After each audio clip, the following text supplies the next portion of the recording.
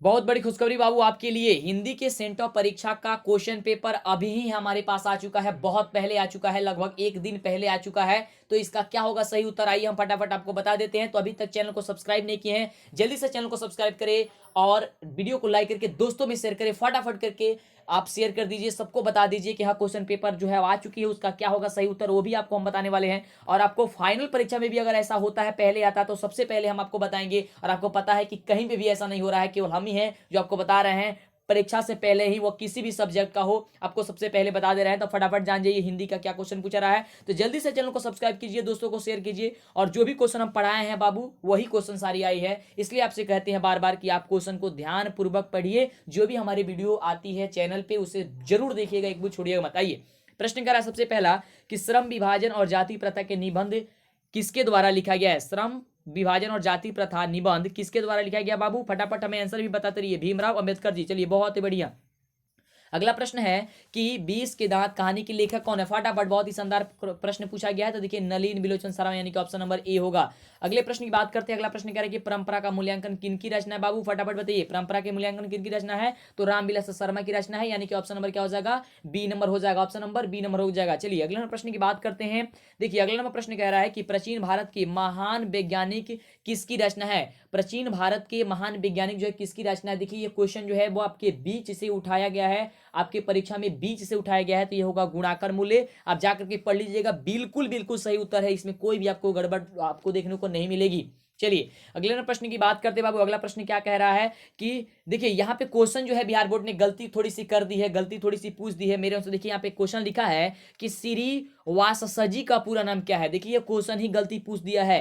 Question क्या गलती पूछा है, यहाँ पे सही क्वेश्चन क्या होगा कि श्रीनिवास जी का पूरा नाम क्या है। श्रीनिवास जी का पूरा नाम क्या होगा, इसका होगा क्वेश्चन का क्वेश्चन का होगा, मतलब क्वेश्चन होगा। तो इसका बिल्कुल सही उत्तर क्या हो जाएगा, इसका बिल्कुल जो सही उत्तर हो जाएगा ऑप्शन नंबर बी की मौस्ती वेंकटेश यंग अध्यंगार, यानी कि ऑप्शन हो जाएगा बी नंबर। ये सेकेंड हिंदी का है बाबू, सेकेंड हिंदी जब आप पढ़े होंगे तो उसमें आपको मिल जाएगा। चलिए अगले प्रश्न की बात करते हैं। अगला देखते हैं प्रश्न क्या कह रहा है बाबू। अगला जो प्रश्न है बहुत ही शानदार प्रश्न कह रहा है कि गायक का संधि विच्छेद क्या होगा बाबू। तो देखिए गायक का जो संधि विच्छेद होता है गौधनक, यानी कि गायक। ऑप्शन क्या हो जाएगा, डी नंबर हो जाएगा। चलिए अगला प्रश्न कह रहा है कि लेखक अमरकांत का जन्म कब हुआ था। लेखक देखिए अमरकांत का जो जन्म हुआ था वो आपका हुआ था जुलाई 1925 ईस्वी में, यानी कि ऑप्शन नंबर ए होगा। देखिए इसमें गलती लगाया गया है तो उसको आपको विश्वास नहीं करनी है। देखिए ए नंबर होगा, लेखक अमरकांत का जन्म। अमरकांत किस चैप्टर के, आप जाकर के ढूंढ करके देख भी सकते हैं। ये सही बिल्कुल उत्तर है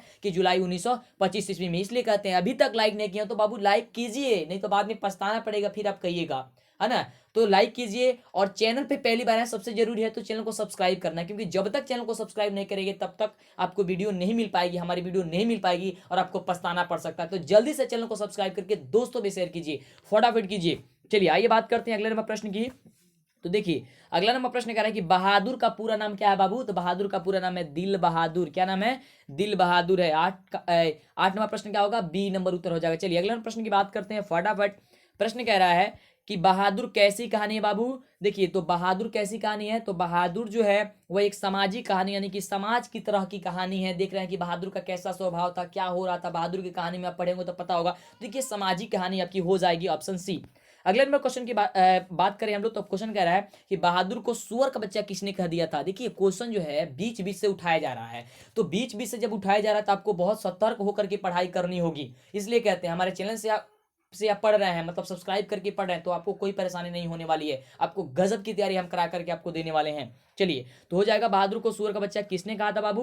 तो देखिए बहादुर को सूअर का जो बच्चा है वो किशोर ने कहा था, यानी कि ऑप्शन नंबर क्या हो जाएगा, ऑप्शन नंबर सी हो जाएगा, 10 का सी। चलिए अगले प्रश्न की बात करते हैं। देखिए अगला प्रश्न है कि परंपरा का मूल्यांकन है। परंपरा का जो मूल्यांकन है बाबू, वह परंपरा का मूल्यांकन क्या है। तो देखिए परंपरा का जो मूल्यांकन वह एक प्रकार की निबंध है, यानी कि ऑप्शन नंबर बी जो होगा बिल्कुल सही उत्तर होगा।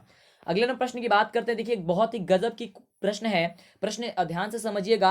इस क्वेश्चन पे हमको इसका उत्तर पे थोड़ा सा हमको डाउट है, लेकिन आंसर जो बताएंगे 100 मतलब कि 90% से 95% तक लगता है कि सही है। अगर आपको ऐसा लग रहा है कि गलती है तो आप एक बार मिला लीजिएगा। देखिए क्वेश्चन कह रहा है कि साहित्य मनुष्य के संपूर्ण जीवन से संबंध है, यह पंक्ति किस पाठ से उत्कृष्ट है। ये देखिए तो ये जो है हमारे अनुसार से ए नंबर ऑप्शन होना चाहिए, परंपरा का मूल्यांकन। एक बार और प्रश्न पढ़ लीजिए कि साहित्य मनुष्य के संपूर्ण जीवन से संबंध, साहित्य मनुष्य के संपूर्ण जीवन से संबंध, यह पंक्ति किस पाठ से उत्कृष्ट है? तो हमारे अनुसार से ए नंबर ऑप्शन होना चाहिए। ये हमने ढूंढा, बहुत कोशिश किया इसको ढूंढने के लिए, लेकिन हमें नहीं मिल पाया और समय बहुत ही कम है। हम चाहते हैं कि पहले बता दें, बस एक ही यही क्वेश्चन है और ये सही होना चाहिए, आपको परेशान नहीं होनी है। बस एक ही यही क्वेश्चन है बाबू, बाकी सभी का क्वेश्चन मिल चुका है, उसका आंसर मिल चुका है, परेशान नहीं होनी है, सबका आंसर हम बता रहे हैं। चलिए अगला प्रश्न है कि प्रश्नवाचक सर्वनाम क्या है? और देखिए बहुत ही बढ़िया है, इसमें कह रहा है कि प्रश्नवाचक यानी कि प्रश्न किसमें पूछा जा सकता है?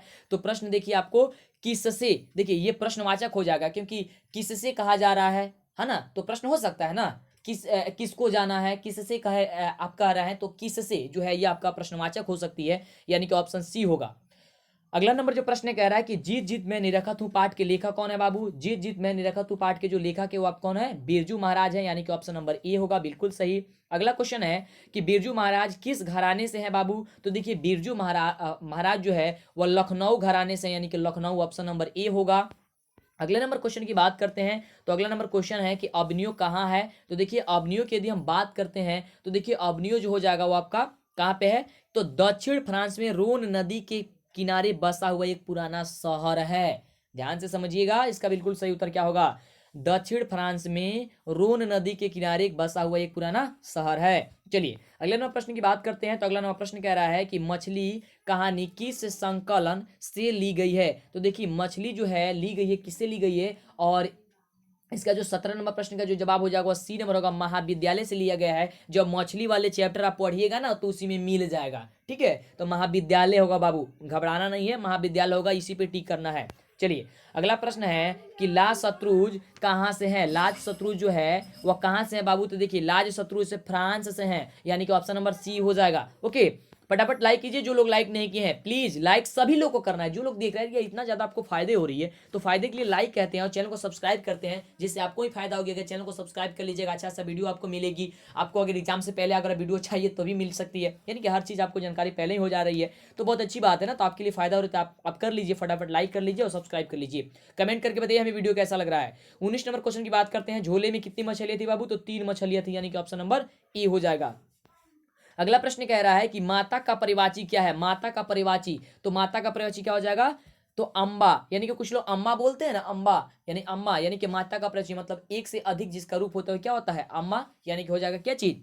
Option D. और अभी तक हमारा ऐप डाउनलोड नहीं किए तो बाबू जरूर डाउनलोड कीजिए, नीचे डिस्क्रिप्शन में लिंक है, ऐप को डाउनलोड कीजिए तो फटाफट, नीचे डिस्क्रिप्शन में लिंक है, या आप जाकर के प्ले स्टोर पे लिखिए मंटू सर, प्ले स्टोर पे लिखिएगा मंटू सर तो मिल जाएगी, या प्ले स्टोर पे डीएलएस एजुकेशन सर्च कीजिए तो भी आपको ऐप मिल जाएगी। आपको सब्जेक्टिव ऑब्जेक्टिव मॉडल पेपर हर चीज मिल जाएगी बिहार बोर्ड के लिए वहां, और इसका भी आंसर हम उसमें भी अपलोड कर देंगे, जिसे आप परीक्षा देने से पहले देख सकते हैं। चलिए अगला क्वेश्चन कह रहा है कि गुणनिधि किस कहानी का पात्र है? गुणनिधि देखिए तो ढाते विश्वास है, गुणनिधि ढाते विश्वास कहानी पढ़े होंगे तो पता होगा कि कहाँ जो बांध बना रहा था, दलई बांध, ढलई बांध जो बना रहा था उसमें क्या कहानी है ये? तो वहां पे कर उसका है यह ढाते विश्वास का गुणनिधि। गुणनिधि कहाँ गए थे? बांध को देख रेख कर रहे थे सब लोग, यह कहानी जब पढ़े होंगे तो याद होगा। अगला प्रश्न कह रहा है कि मछली कहानी के लेखक कौन है?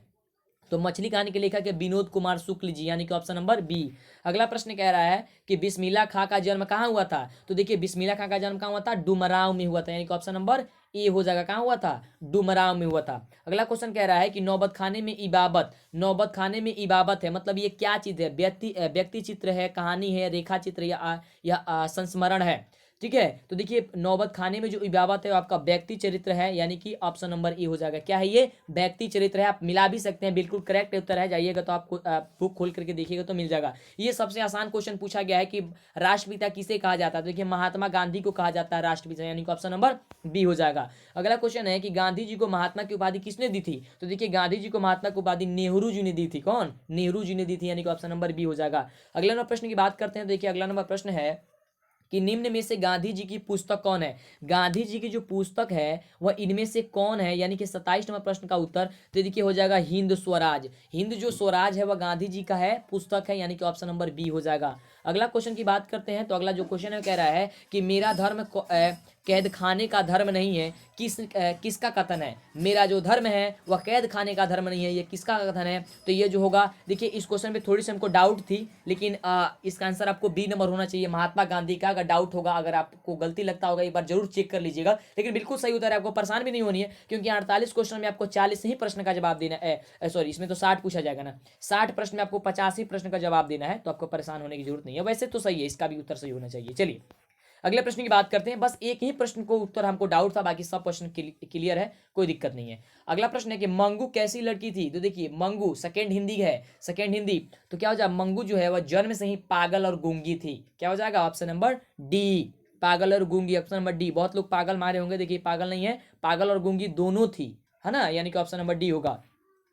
अगला क्वेश्चन जो है वो अगला क्वेश्चन कह रहा है कि हरि रस से कवि का क्या अभिप्राय होता है? हरि रस, हरि रस कहने का मतलब क्या होता है? राम नाम का जप, हरि रस मिल जाता है, यानी कि राम नाम का आप जप कर रहे हैं, यानी कि ऑप्शन नंबर बी। अगला क्वेश्चन है कि साक्षर का संधि विच्छेद क्या होगा? साक्षर का, तो देखिए साक्षर के यदि हम संधि विच्छेद की बात करते हैं 31 नंबर प्रश्न की, तो हो जाएगा सधन अक्षर, यानी कि साक्षर, क्योंकि स में अ आ रहा है और फिर अ है, नहीं अ मिल करके क्या हो जाएगा? बड़ा मतलब आ का निर्माण कर लेगा, तो ये हो जाएगा साक्षर, यानी कि ऑप्शन नंबर ए। अगला नंबर प्रश्न की बात करते हैं, तो अगला नंबर प्रश्न है कि किसके बिना जन्म व्यर्थ है? तो देखिए राम नाम के बिना जन्म क्या है? व्यर्थ है। राम नाम अगर नहीं होगा, जो लोग राम का नाम नहीं लेते होंगे, उनका जन्म लेना क्या है? बेकार है। आप पढ़े होंगे इसको हिंदी के कविता वाले चैप्टर में।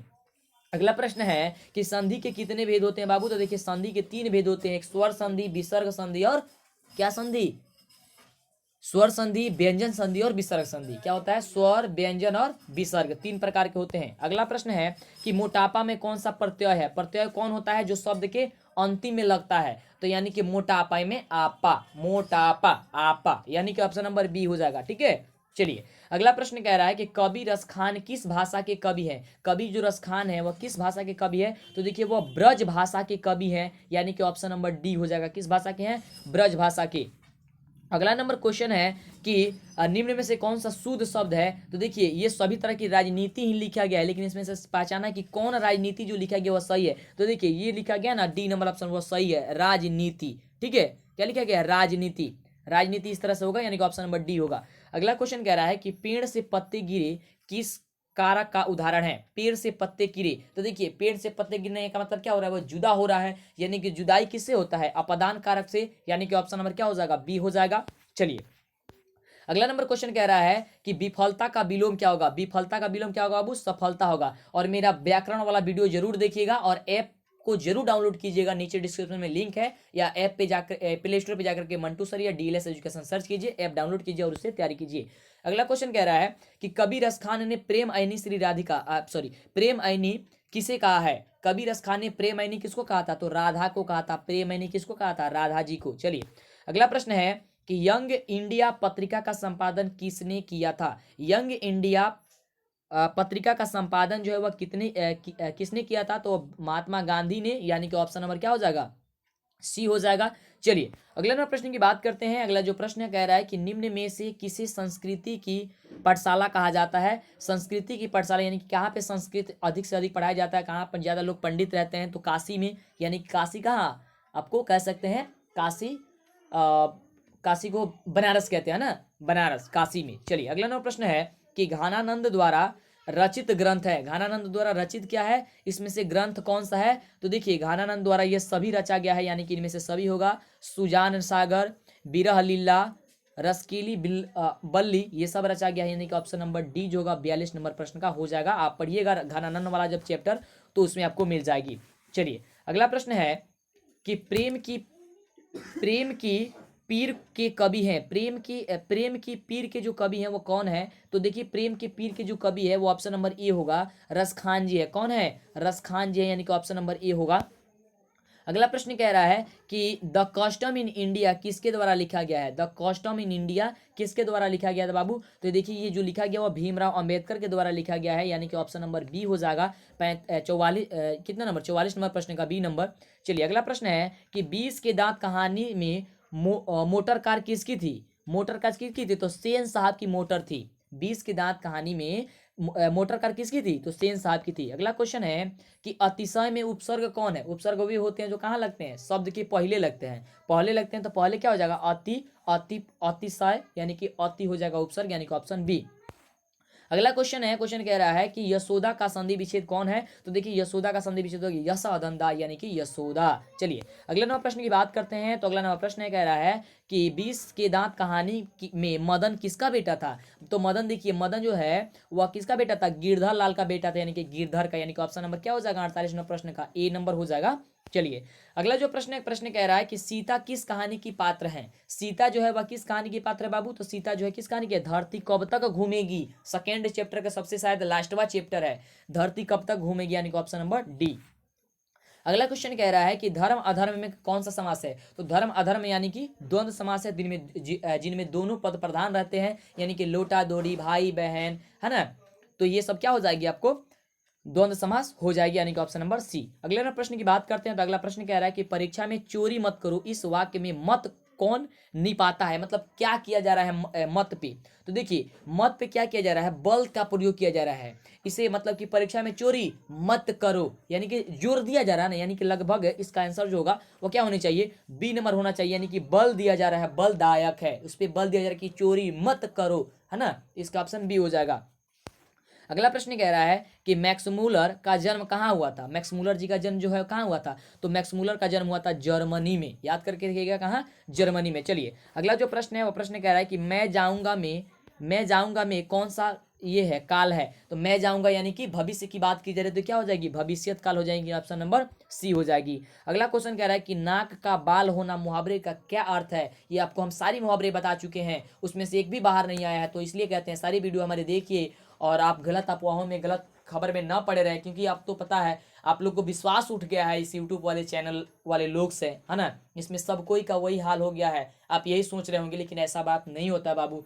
हमको लगता है, मतलब हम देख रहे हैं कि बहुत सारे लोगों जैसे ऐसे के तैसे मतलब कि गलत खबर चला देते हैं, तो आप लोग का विश्वास नहीं होता, फिर आप हम लोग हमसे व्हाट्सअप भी करते हैं, है ना, परेशान होते हैं। तो इसलिए कहते हैं हमारे चैनल से जो भी स्टूडेंट जुड़े हैं उनको सही इन्फॉर्मेशन दे देते हैं, हम सही न्यूज़ भी दे देते हैं और सही पढ़ाई भी करा देते हैं, जबकि उनको प्रॉब्लम ना हो। तो नाक का बाल होना का मतलब होता है बहुत प्रिय होना। नाक का बाल का मतलब क्या होता है? मतलब नाक में अगर बाल नहीं रहेगा तो बहुत ही अवांछनीय पदार्थ हमारे शरीर के अंदर चल जाएगी, जो हमारे लिए नुकसानदायक है। तो हम कह सकते हैं ना कि जो नाक का बाल हमारे लिए बहुत प्रिय है, तो वही होगा क्या चीज़? बहुत प्रिय होना। नाक का बाल होना का मतलब बहुत प्रिय होना। आप किसी को भी कह सकते हैं कि तुम तो मेरे नाक के बाल हो, यानी कि तुम तो मेरे बहुत ही प्रिय हो। अगला क्वेश्चन है कि अशुद्ध शब्द कौन है? में से देखिए अशुद्ध कौन शब्द है?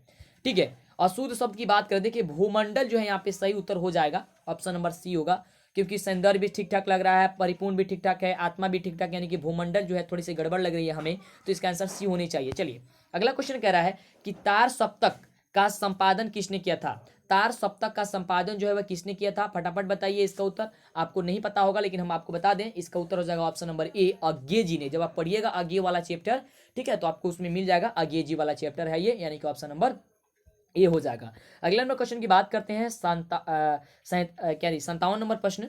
57 प्रश्न कह रहा है कि कवियत्री अनामिका के अनुसार क्या घड़े सा लुढ़क जाता है? अनामिका जो अक्षर ज्ञान चैप्टर है ना, उसके लिए ये पूछा जा रहा है, उसमें का क्वेश्चन है। देखिए कितनी बीच बीच से क्वेश्चन पूछा जा रहा है ना, तो इसलिए कहते हैं आपको बहुत ही बारीकी से पढ़ना होगा। तो क्या हो जाएगा, इसलिए आपको ऐप में हम सारी चीजें चैप्टर वाइज अपलोड कर रहे हैं, अपलोड कर देंगे, कोई परेशानी नहीं है, और अपलोड है भी, तो जाकर के पढ़ लीजिए। देखिए घड़ा से क्या हो जाएगा? घर लुढ़क जाता है, यानी कि ऑप्शन नंबर डी होगा। अगले नंबर प्रश्न की बात करते हैं। अगला प्रश्न कह रहा है कि गिरा हुआ कहलाता है, गिरा हुआ क्या कहलाता है? और देखिए गिराना या मिटाना या पतित। तो देखिए गिरा हुआ यानी कि ये क्या हुआ, मतलब कि गिर चुका है ना, भविष्य की बात की जा रही है, तो यहाँ पे सी होनी चाहिए इसका उत्तर, यानी कि ऑप्शन नंबर सी हो जाएगा, ऑप्शन सी इसका पतित।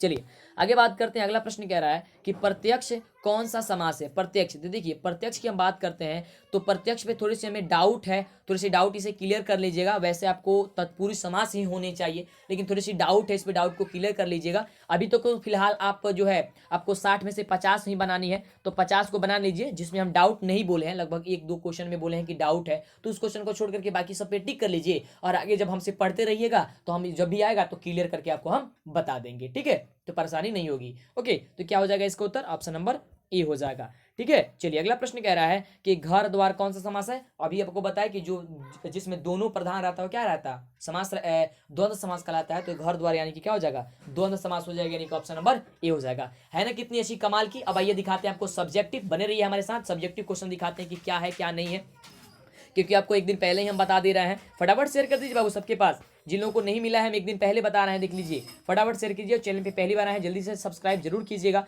चलिए तो देखिए क्वेश्चन कुछ पूछ रहा है यहाँ पे, कह रहा है कि निम्नलिखित गद्यांशों में से किसी एक गद्यांश को पढ़ करके नीचे दिए गए प्रश्नों का उत्तर देना होगा। देखिए तो आपको देखिए ध्यान से देखिए, ये आपका गद्यांश है, तो ये गद्यांश आपको तो वहीं पे बनाना होगा। ये गद्यांश आपको पढ़ना से क्या जरूरत है, लेकिन फिर भी स्क्रीन पे हम रोक देते हैं। देखिए ध्यान से स्क्रीनशॉट ले लीजिए। चलिए ले लिए होंगे। चलिए अगला है, चलिए इसको भी ले लीजिए। चलिए ओके, अब इसमें से ये प्रश्न पूछा जा रहा है, तो गद्यांश को पढ़ करके जवाब देना है। तो इसको तो हम कुछ नहीं कर सकते, मतलब नहीं पढ़ सकते, इसका उच्चारण नहीं करेंगे। और इसी तरह एक और है, इसका भी स्क्रीनशॉट लेना चाहे तो ले सकते हैं। चलिए इस क्वेश्चन वाले को ले लीजिए फटाफट से। चलिए ले लिए होंगे। चलिए या वीडियो को रोक करके ले सकते हैं, वीडियो को रोक सकते हैं। देखिए और ये है, फटाफट ले लीजिए। फिर ये है, ले लीजिए। ये गद्यांश है, गद्यांश को पढ़ करके आपको जवाब देंगे। फिर ये ले लीजिए, वीडियो को रोक करके भी ले सकते हैं आप लोग, परेशान मत होइए, ले लीजिए। चलिए अगला कह रहा है कि निम्नलिखित गद्यांशों में से एक गद्यांश पढ़ के क्या करना, आपको उत्तर देना है। तो आप उत्तर दे सकते हैं, ये वही गद्यांश है। ये दोबारा साइड ये हो गया है। चलिए आगे बात करते हैं, हम लोग क्वेश्चन की बात करते हैं। चलिए हाँ अब आ रहा है, कह रहे हैं कि निम्नलिखित में से किसी एक विषय पर संकेत बिंदु पर क्या लगाना, आपको 250 से 300 शब्दों में एक निबंध लिखना है। तो देखिए अनुशासन के महत्व, और अनुशासन के महत्व में आपको सबसे पहले भूमिका लिखना है, फिर महत्व लिखना है, उपयोगिता लिखना है, निष्कर्ष लिखना है, तब आपको लिखना है आपको अनुशासन का महत्व तब होगा। मैंने इतनी सारी व्याख्या होनी चाहिए। अगर आप अनुशासन का महत्व लिखते हैं, इसके कहने का मतलब है, देखिए कुछ बच्चों को समझ में नहीं आएगा क्योंकि पहली बार एग्जाम दे रहे हैं। देखिए अनुशासन का महत्व पे आपको लिखना है, लेकिन आपको क्या है कि इन सारी चीजों का व्याख्या उसमें करनी होगी। भूमिका आपकी देनी होगी कि अनुशासन का महत्व में भूमिका क्या है, महत्व क्या है, उपयोगिता क्या है, उसकी निष्कर्ष क्या निकलता है, इसके बारे में लिखना होगा। अगर आप समाचार पत्र पे लिखते हैं तो उसकी भूमिका लिखनी होगी, महत्व लिखनी होगी, निष्कर्ष लिखनी होगी, इसके बारे में आपको जवाब देनी होगी, मतलब इसके बारे में भी लिखना होगा आपको। अगर समाचार पत्र लिख रहे हैं तो उसकी भूमिका क्या होती है, उसकी महत्व क्या है, उसका निष्कर्ष क्या निकल के आता है, इसके बारे में आपको लिखनी होगी। आगे बात करते हैं, यदि उसको छोड़ करके आप मेरे प्रिय कवि पर लिखते हैं तो मेरे प्रिय कवि में जीवन परिचय लिखना होगा, उनकी शिक्षा दीक्षा लिखनी होगी, प्रिय होने का कारण लिखना होगा कि वह कैसे प्रिय हो गए, निष्कर्ष उनका लिखना होगा। आगे कह रहे हैं कि शिक्षक दिवस पे यदि आप लिखते हैं तो शिक्षक दिवस पे वैसा ही आपको लिखना होगा। ध्यान से देख लीजिए, भूमिका, विद्यार्थी जीवन की शिल्पी, उपलब्धि, निष्कर्ष। रक्षाबंधन की बात करें, रक्षाबंधन पे आप लिखते हैं तो भूमिका, मनाने की कारण और निष्कर्ष आप पहले ही लिख लीजिए। आप कल जा करके फटाफट क्या कीजिएगा, उतार दीजिएगा, है ना, इसलिए आपको पहले आप बता देते हैं।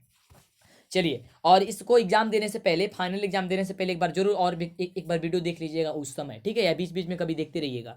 अगला है कि अपने पित्र के पास एक अपने मित्र के पास एक पत्र लिखिए जिनमें ग्रीष्म काल में कहीं घूमने जाने का वर्णन हो, कहीं घूमने जाने का वर्णन हो ग्रीष्म काल में। उसमें आपको क्या लिखना है, पत्र लिखना है अपने मित्र के पास। अथवा आप लिख सकते हैं बेरोजगारी विषय पर 2 मित्र के पास संवाद, अगला इसी में है, आप लिख सकते हैं। अगला है कि निम्नलिखित प्रश्नों में से किन्हीं 5 प्रश्नों का उत्तर आपको 20 शब्दों में देना है। तो देखिए अब क्वेश्चन क्या क्या पूछ रहा है। क्वेश्चन है कि भारतीय समाज में श्रम विभाजन का स्वाभाविक रूप क्यों नहीं कही जा सकती है। अगला है कि सेन दंपति खोखा में कैसी संभावना देखते थे, ये आप क्वेश्चन आप लिख सकते हैं। अगला है कि लखनऊ और रामपुर में बिरजू महाराज का संबंध क्या है, केवल आपको क्वेश्चन दिखा देते हैं, देख लीजिए। रंगप्पा कौन था, वह मंगमा से क्या चाहता था। पपाती कौन थी, वह शहर क्यों लाई गई थी। कवि ने डफाली किसे कहा है और क्यों कहा है।